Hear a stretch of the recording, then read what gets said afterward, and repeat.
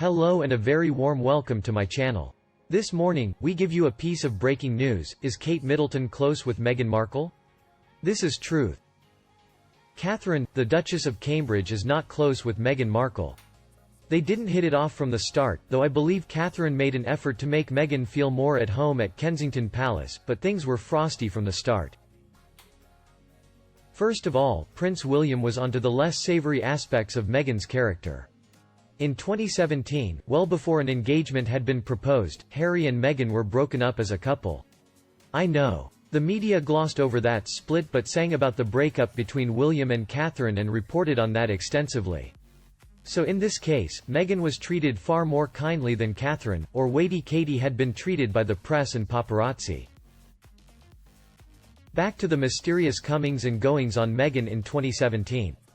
Prince William had an uninvited Meghan tossed out of a polo match in the UK, except she kept standing next to people pretending she was with them. Didn't work, since others thought she was a wee bit touched in the head and they moved on. Early summer 2017. Pics of Meghan leaving sans Harry are seen. Then the Invictus Games debacle occurred, and somehow between Marcus Anderson, Jessica Mulroney, Doria, and Meghan, Harry looked uncomfortable, upset, aggrieved, and threatened. Yes, there exist pics that show Marcus leaning into Prince Harry, and it doesn't look nice. Remember, the Invictus Games are the brainchild of Harry. Marcus of Soho House fame was not welcome. William would have shown the sad excuse of a man to the door and out to the road. Harry thought he could handle the full frontal assault alone. He folded. That was September. The engagement was announced 7 weeks later. And all the time Catherine would try to tell her brother-in-law that he shouldn't be making this mistake. To please not marry Meghan. Harry must have mentioned Catherine not being a fan of Meg's, and suddenly the couple was moving out of Kensington. They had to flee for peace and quiet. That age-old excuse. And they wanted to live in Windsor Castle. The Queen saw Meghan overreaching once again, laughed, and handed them a rundown old servants' quarters. Frogmore is no Anmer Hall. Frogmore Cottage is what a cheeky American has been, wannabe gets when she asks for a castle. I guess no one told Meghan she didn't get to pick where they live. Not really, with Harry being so far down the line of succession. But Prince Edward and Sophie live in the palatial Bagshot Row. Huge, lovely estate. Meghan could have lived in a 22-room apartment in Kensington Palace, renovated, but it was next to the Duke and Duchess of Cambridge, and Meghan would rather live in Windsor than next to the two people who saw her for the fake she is. The Queen saw it too. Why do you think the couple had a rather ramshackle cottage in Windsor with a car parked close by for the workers? Why did they live in a cottage where they could hear the planes flying overhead, making conversation difficult? Because the royal family was onto the fake Duchess. They knew her past, they knew she wanted to grab as many goodies as possible, and still Meghan wanted even more. Greedy girls often miss gifts. Catherine, in my opinion, did not like Meghan's approach. Meg loves to use the F word a lot, and she yells like a shrew to her staff, and then Catherine's staff too. Tut tut. Catherine politely corrected the narcissistic American and told her how to treat her staff. Meghan didn't hear a thing, because she had a turnover in her staff at an incredible rate.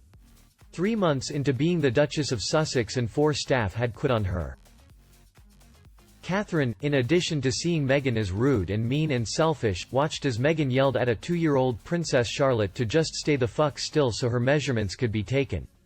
Charming, right? And Prince Louis had just been born, and poor Catherine was trying to help, but this quickie wedding, done with little planning on Meg's part, made her irritable and she struck out at a 2-year-old. Crazy, right? This didn't help Catherine's relationship with Meghan. Wherever is Meghan's motherly instinct? It wasn't on the wee flower girl, so excited to be all dressed up for Uncle Harry's wedding. But it became worse. Meghan wanted to be the more popular Duchess, and if I compare the two, it is because Meghan started it all. She thought if she was more popular, then she would be the next Princess of Wales. Did Harry not teach Meghan that Prince William, and thus by marriage, Catherine, would always go before them? I think she skipped class that day, but Meg's realized she couldn't be more popular, so she launched a lie to hurt Catherine. Prince William had an affair with Catherine's close friend. Nice one, Meg. Now Catherine really did dislike Meghan, and Prince William stayed the hell away from the American. Did you see how William fussed with his scarf because Meghan so very much wanted the dreaded paparazzi to snap a photo of her chatting amicably with William? She never got the chance. Meghan is good at trying to touch royals on their sleeves or backs when they are clearly not engaging with the dodgy Duchess, because it made Meghan look like they liked her. The royal family all tried to scurry away from Harry's bride. All. I am amazed that when Queen Elizabeth asked the beleaguered Catherine to chat with Meghan on the road to the church at Sandringham to make it look like all was well, that Catherine did as asked. Catherine and Meghan smiled away. Of course, Meghan is used to acting all nicely nice around people who loathe her, but I admired the Duchess of Cambridge complying with the Queen's request. I would have to drink half a bottle of scotch before I could manage a fake friendship to that degree. And then at Wimbledon, 2 years in a row, the Queen once again begged, the Duchess of Cambridge to please take Meghan along and make it look like they were friends. I wonder if Catherine received any new jewelry from this charade, because she pulled it off. So many people thought Meghan had the stamp of approval from Catherine, and thus, William by default. No. It was all an act. Meghan's jealousy of Catherine goes back to the days when she married Prince William, and Meghan was spotted holding magazines, and she did this several times, of Catherine, and put the pics on her blog. Meghan wanted Prince William to notice her and like her. As in like her a lot. That works in Hollywood and at Soho House, but not in the royal family. Meghan. Has the girl no shame? Catherine spotted the sexual predator miles away, and William and Catherine probably found it so distasteful that Meghan would desire Harry's brother. So all that bad blood between the brothers is about a hell of a lot more than Harry shirking his royal duties.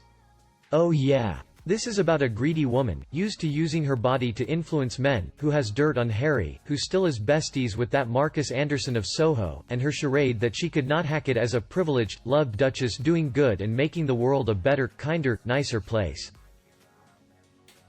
No. The plan was to extricate Harry and make him Hollywood.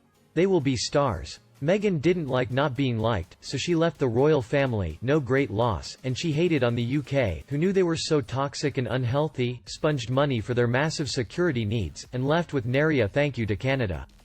They now dislike Meghan too. Catherine cannot like a pretender.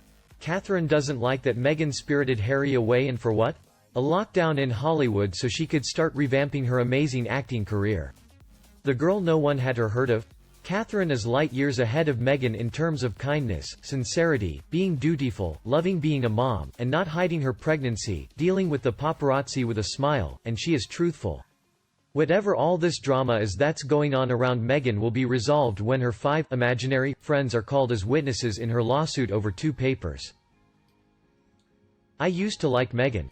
Shocking? I think many of us gave her a fair shake. And Catherine played along as long as Queen Elizabeth asked her to do so. But there is no love lost between the real Duchess, working and living in the UK, and the faux Duchess, not performing royal duties, but is sponging off Prince Charles while the couple searches for the house the Queen never saw fit to gift them with. What a circus act, and all it took was 2 people, and 5 friends. We live in interesting times. Plus, what did you think of Meghan, Duchess of Sussex's speech about George Floyd? For me, I think a picture is worth 1,000 words, and the picture from the Daily Mail says it all. At first, I thought this was photoshopped. Then I watched the speech for myself. Meghan does herself no favors with this sort of dramatic overacting.